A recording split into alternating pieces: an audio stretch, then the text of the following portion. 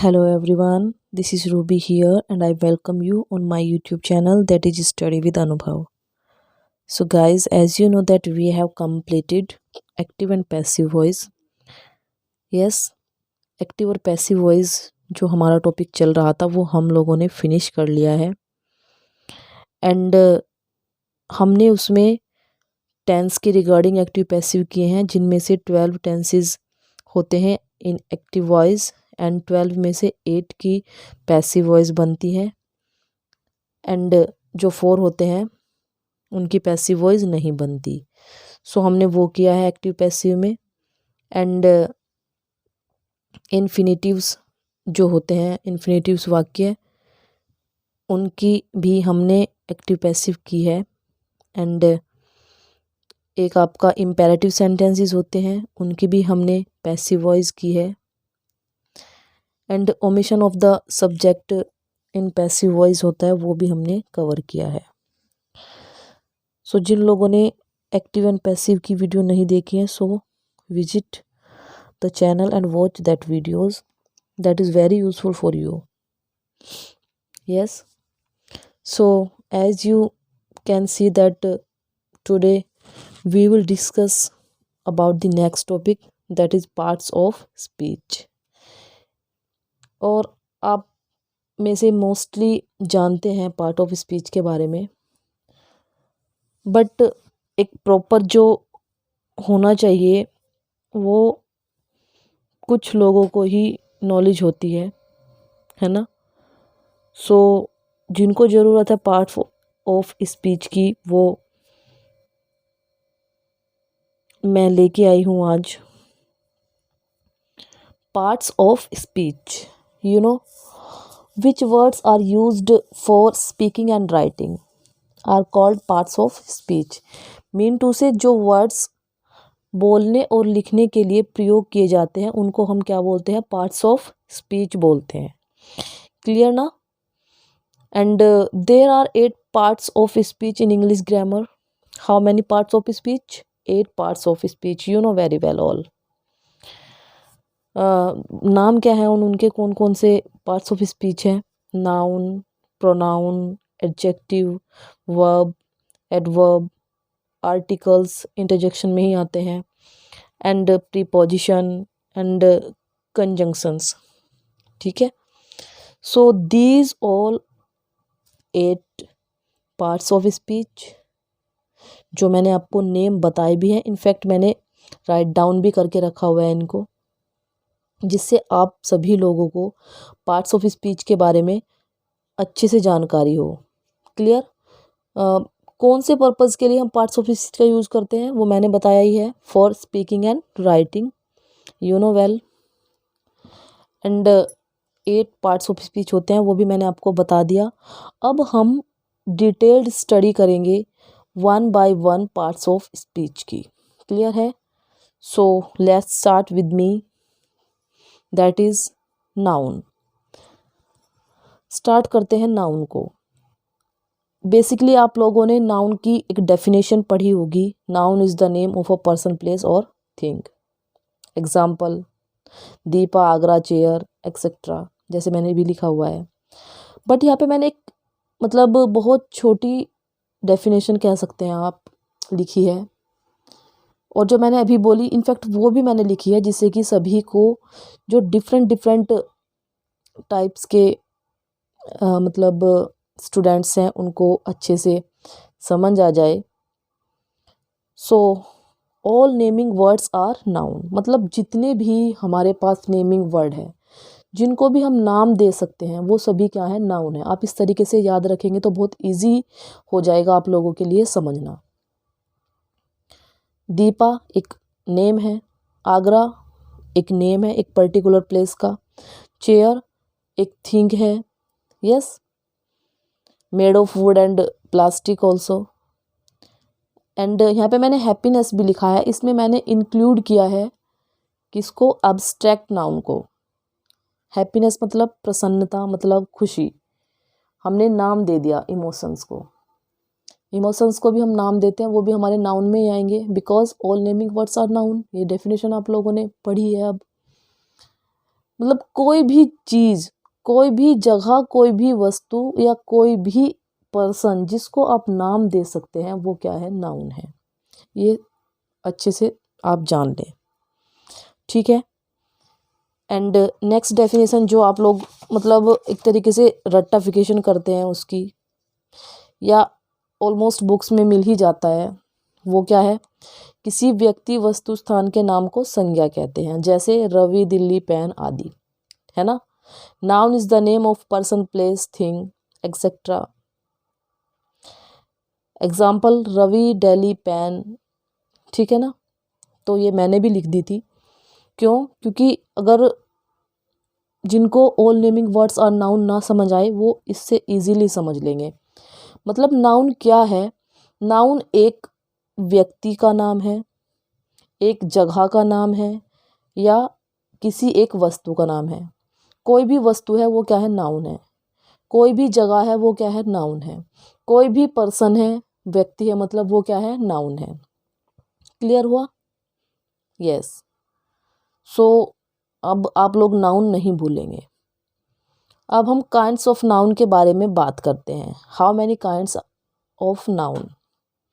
So there are 5 kinds of noun, as you know very well. First is proper noun. Proper noun को आप व्यक्तिवाचक संज्ञा भी कहते हैं। And second is common noun, third is collective noun, fourth is material noun, and fifth is abstract noun. So you know there are 5 types of noun. आप लोगों ने जान लिया 5 तरीके की संज्ञाएं होती है, 5 तरीके के नाउन होते हैं हमारे।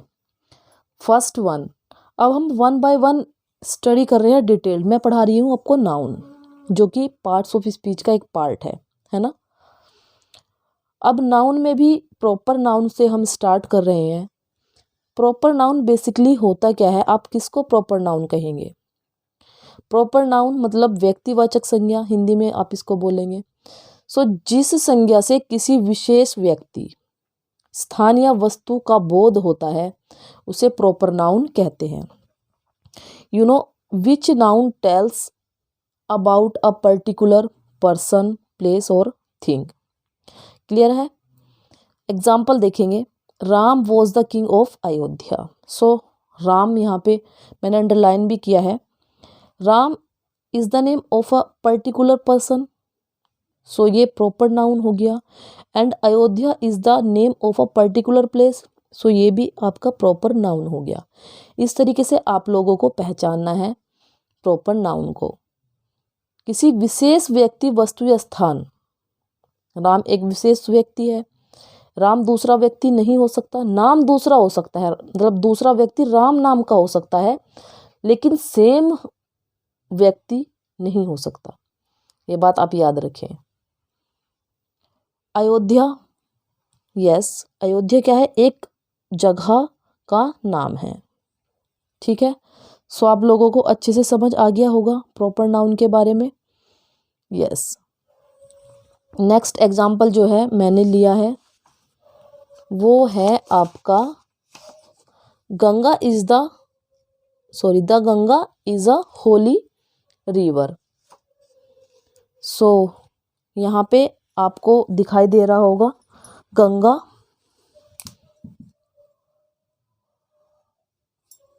Is a holy river.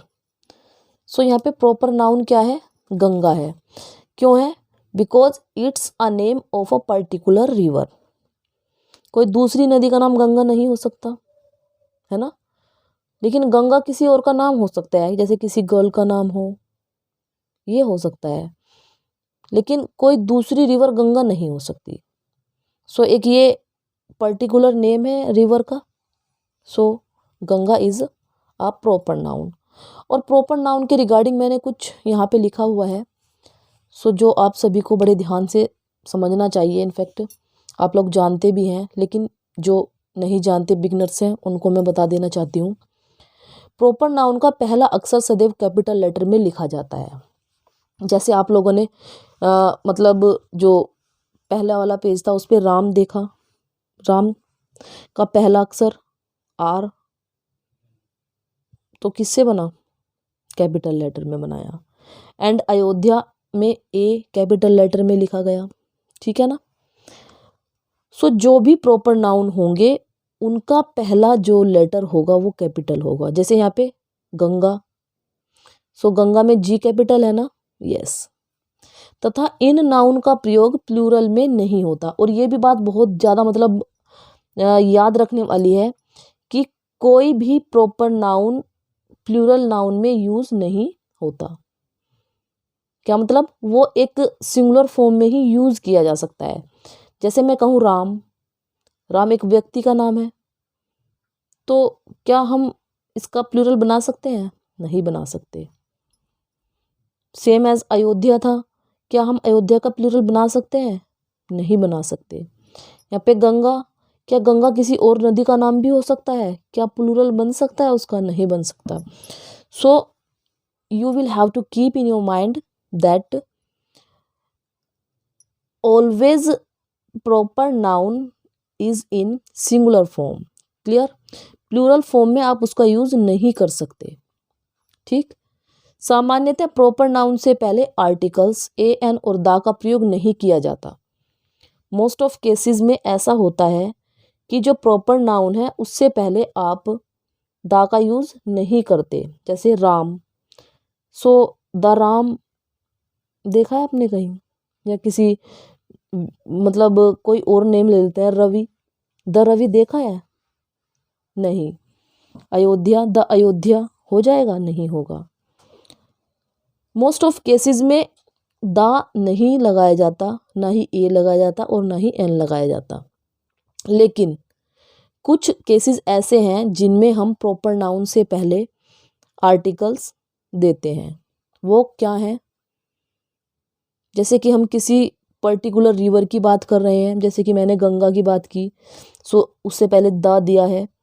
और ये दा क्या शो कर रहा है? दा शो कर रहा है कि Ganga is a particular river. Clear?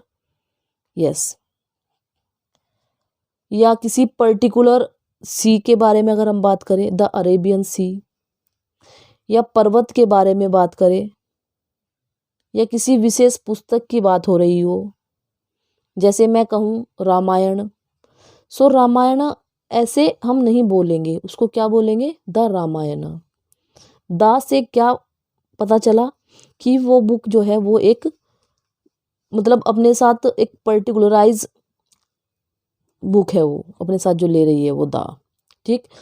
विशेष इमारत, सपोज ओनली दैट मैं बात कर रही हूँ कुतुब मीनार, सो कुतुब मीनार नहीं, द कुतुब मीनार, ठीक। कुछ न्यूज़पेपर्स के बारे में बात करते हैं, जैसे कि Hindustan Times, so the Hindustan Times. Amar Ujala, ये हिंदी न्यूज़पेपर है, सो फिर भी अगर हम इसको इंग्लिश में लिखेंगे तो क्या लिखेंगे? द अमर उजाला, है ना। ये जो कुछ मतलब स्पेशलिटी शो करने वाली चीज़ें हैं उनसे पहले हम दा लगाते हैं। जैसे मैं बात करूँ सन, सो क्या? The sun. Earth, the earth. और मून, द मून। मतलब जो अपने आप में यूनिक है उससे पहले हम दा लगाते हैं। क्लियर हुआ ना? सन अपने आप में यूनिक है, आप लोगों ने कोई दूसरा सन नहीं देखा। हाँ ये है कि बहुत सारे यूनिवर्स में सन से भी बड़े साइज के हैं, है ना, लेकिन सन एक है, सो उससे पहले हमने दा लगाया। Same as earth is a unique planet, पूरे यूनिवर्स में दूसरी अर्थ नहीं है, अर्थ एक ही है, सो वो अपने आप में यूनिक है, स्पेशलिटी शो हो रही है, सो द अर्थ हम पढ़ते हैं। क्लियर है ना? सो ये सारी चीज़ें आपको माइंड करके चलनी है, मतलब माइंड में रखनी है। कैसे? कि जब भी हम नाउन पढ़ते हैं उसके काइंड्स हमें पता होने चाहिए। कितने काइंड्स होते हैं? 5 काइंड्स होते हैं। 5 काइंड्स में नंबर 1 प्रॉपर नाउन है। ये ऊपर नीचे हो सकते हैं, डज नॉट मैटर कि पहले नंबर पे आप प्रॉपर ही लेके आएंगे या कलेक्टिव लेके आएंगे, मटेरियल लेके आएंगे, कॉमन लेके आएंगे, abstract, it doesn't matter. But that is matter that you know the proper knowledge of every noun. ठीक है, ये मैटर करता है कि आपको प्रॉपर नॉलेज होनी चाहिए। Suppose only that you are talking about proper noun, कहीं ऐसा ना हो आप बात तो प्रॉपर नाउन की कर रहे हैं लेकिन जो डिस्क्रिप्शन दे रहे हैं कॉमन नाउन के बारे में दे रहे हैं, है ना।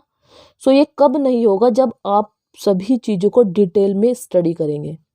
क्लियर है।